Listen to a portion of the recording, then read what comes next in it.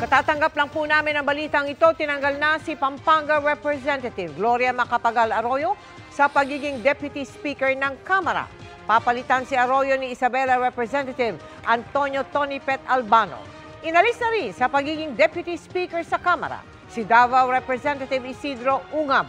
Napapalitan naman ni Lanao del Sur Representative Yasser Alonto Balindong. Sabi ni Majority Leader Jose Manix Dalipe, tinanggal sina Arroyo at Ungab dahil sila ang deputy speakers na hindi pumirma sa resolusyong Grabe yung pagiging diktador nito ni ni MR. Anong MR? Maraming racket? Wag ganun. Grabe ka naman, Bray. Bastos naman yan. Sa bagay. Alam mo, grabe ho ang grabe ang dictatorship dito sa sa Kamara, etong si MR Grabe ho. Yung hindi ka lang sumuporta at hindi mo lang alam mo yun pinirmahan yung support sa iyo na sana nga kung kung this resolution will result into a law. Alam mo yung kunwari ito'y bill, hindi not resolution, kunwari ito'y bill. At napaka-importante nitong law na to. And because you are no longer the same vision, di ba? Yun pwede kang tanggalin as Deputy Speaker. Pero hindi Tinanggal ka dahil hindi mo ako sinamba. Ganun. Tinanggal ka dahil hindi mo ako sinusuportahan. Di ba? Ambadoy.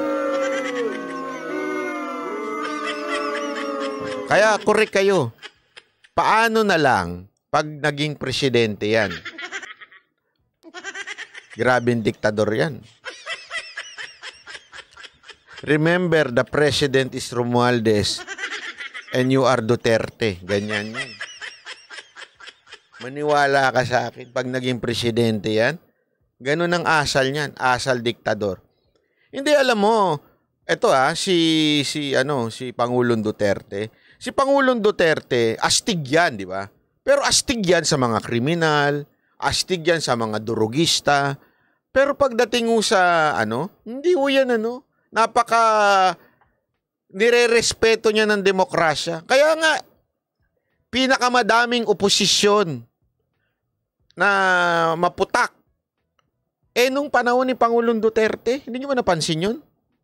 Mula sa Kamara, mula sa Senado, andyan pinababayaan niya na maputak. Isipin nyo kahit nga yung Senate President doon, di niya pinakailaman na si Soto. Although malapit kanya si Soto, pero minsan kumukontra rin si Soto sa mga policy ni PRRD. Although, di ba, hindi niya pinakailaman. Pati Kamara, meron man siyang gustong na mga speaker, pero doon sa mga nasa baba, hinahayaan niya na yung speaker, alam mo yun, ang dumiskarte, paano ba At yung speaker noon, hindi rin diktador.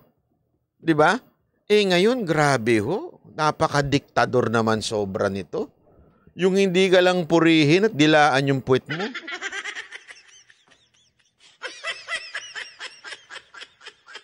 Banat bay, possible kaya may impluwensya pa rin si MR sa judiciary. Abay, naturalmente. Speaker of the House yan. Meron at meron yan.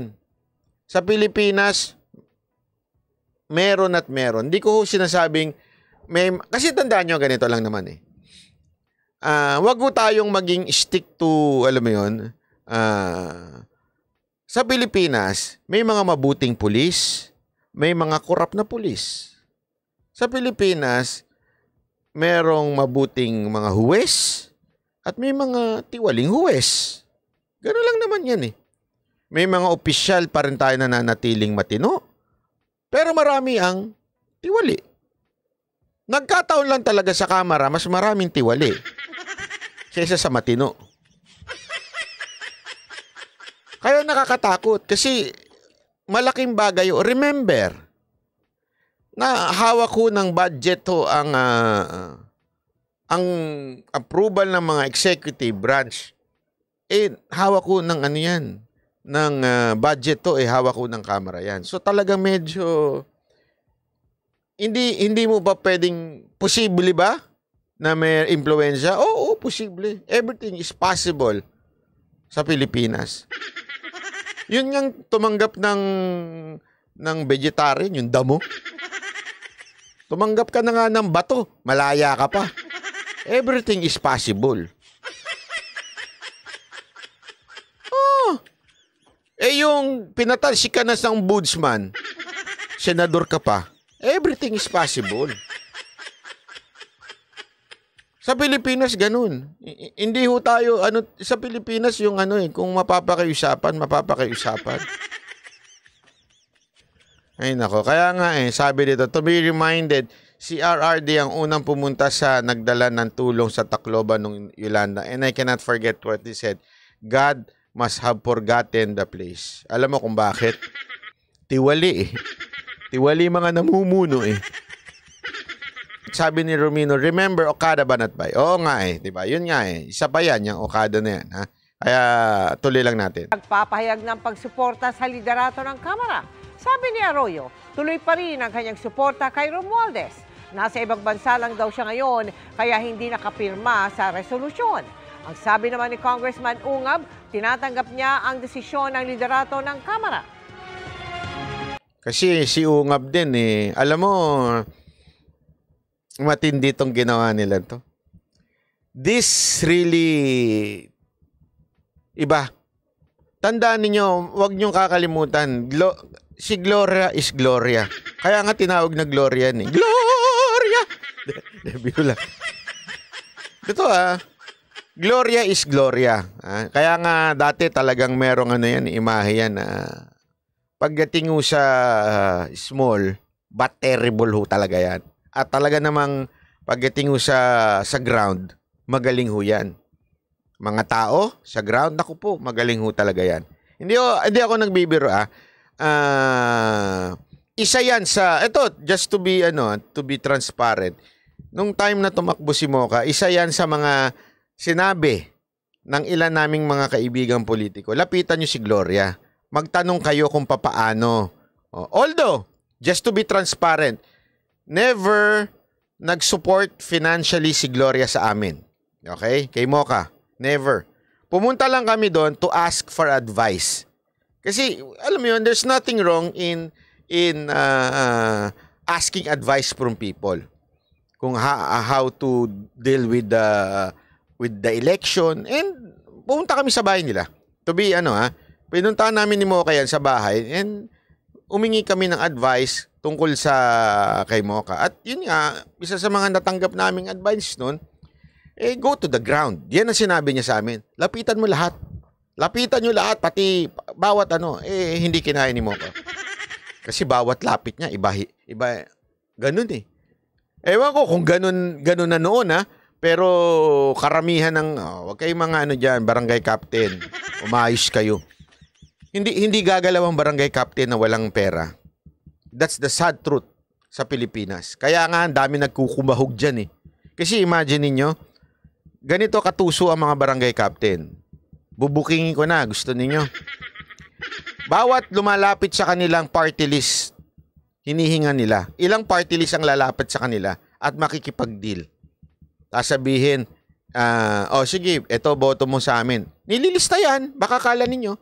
Sasabihin ng barangay captain, makakapagdala kami ng 1,000 boto sa'yo. Okay, so magkano yan per vote? Yan, bilangan na yan. Ganyan kakatiwali. Di ba? Ganyan. Sabi ko nga, grabe. Grabe naman ang At yan hindi lang sa'yo. Meron pa sa iba. So, kunwari, pag malaki ang barangay mo, panalo ka. Ganun katindi. So, pag malaki barangay mo, aanuhin mo. As in, hindi ako takot pangalanan ng mga barangay captain. Nagkataon lang nakalimutan ko ng mga pangalan nila kasi kinalimutan ko talaga. Kasi nga hindi namin pinatos. Bakit? Wala naman kaming pera. Paano na mabayaran 500 tapos paabutin mo? Imagine niyo na lang. You have to have a list of 200, more or less, to win a national post sa party list. Kailangan meron kang target mo 300 to 500,000 votes para first nominee and second nominee. Tanungin kita. Doon na lang tayo sa 300. 300,000 times 500. Sige nga ho, kayo ho mag-compute. 300,000 times 500,000. Magkano po yun?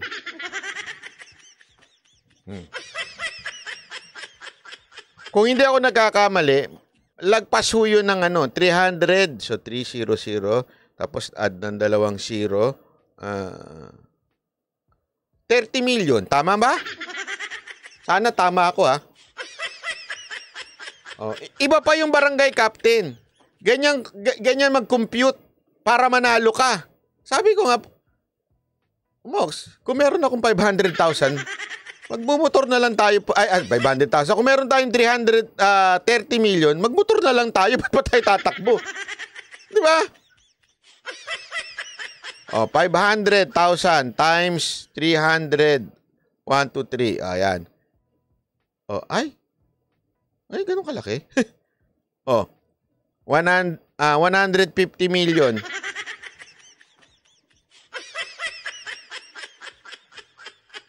Isipin mo yun? Saan kami kaya mo makikita na ang pangit ng sistema sa Pilipinas. Bakit? Para mahalal ka, talagang gagastos ka ng malaki.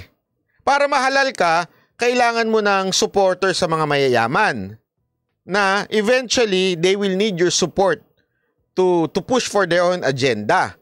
Di ba po? Ganun katindi. Para ka manalo. Ngayon, kung ikaw nanalo na at gumastos ka ng sobrang laki, tanungin kita, babawiin mo yun o hindi mo babawiin? Ha? Siyempre, laki na ng ginastos mo. Eh di babawiin mo yun. Kaya yung extraordinary fund, talagang ipaglalaban nila yan.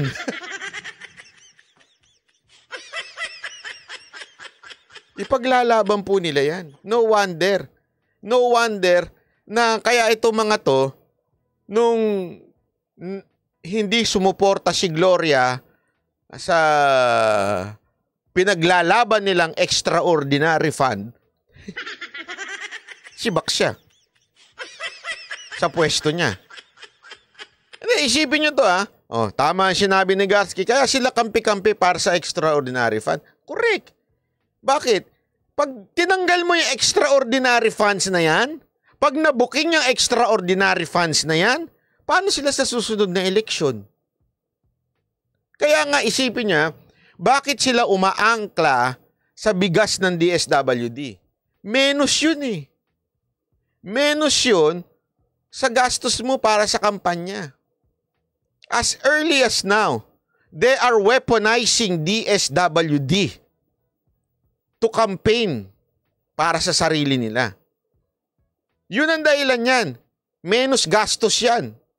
Ganong kalupit. Oh. Imaginein mo. Pasensya na ho sa mga Pilipinong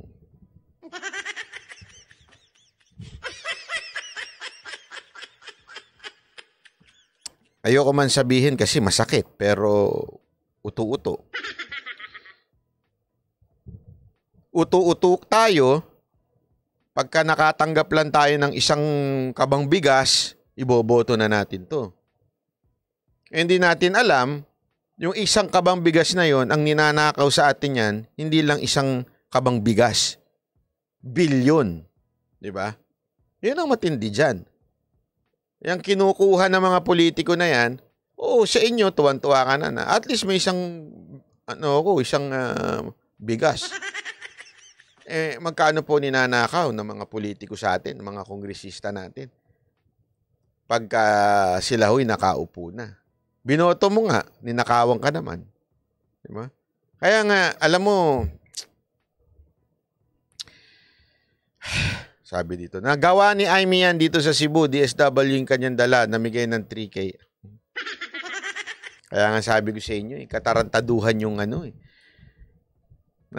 katarantaduhan po yung, pasensya na po dun sa may mga gusto sa mga vlogger na ganyan. Sinisiraan nga nila yung presidente, sinisiraan nila yung mag-asawa, pero kamping-kampi naman sila kay Aimee. It's the same Sorry, pero ano ba tayo? Nagpabudol lang nga kayo. Panatiko pa rin kayo.